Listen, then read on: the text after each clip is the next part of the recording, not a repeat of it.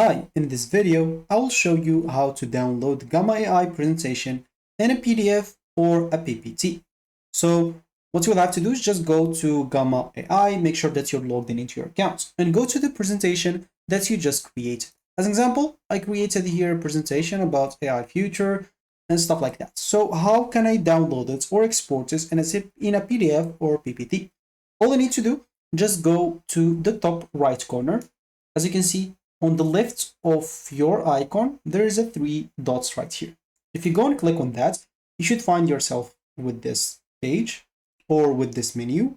Simply click on export, and here you can choose to either export all card, which is the full presentation, or basically some custom range of card, like an example, just half of presentation from 1 to 10 or something like that.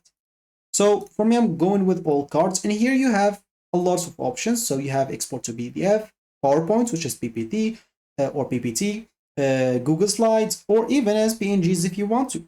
So whatever you want. But the only catch right here is you will have the badge of made with Gamma in your presentation. If you want to disable that or remove that, you will need basically a plus blank. So for exporting, let's just go here and export this as a PDF and also as a PowerPoint. So you can export this both in the same time without any problem.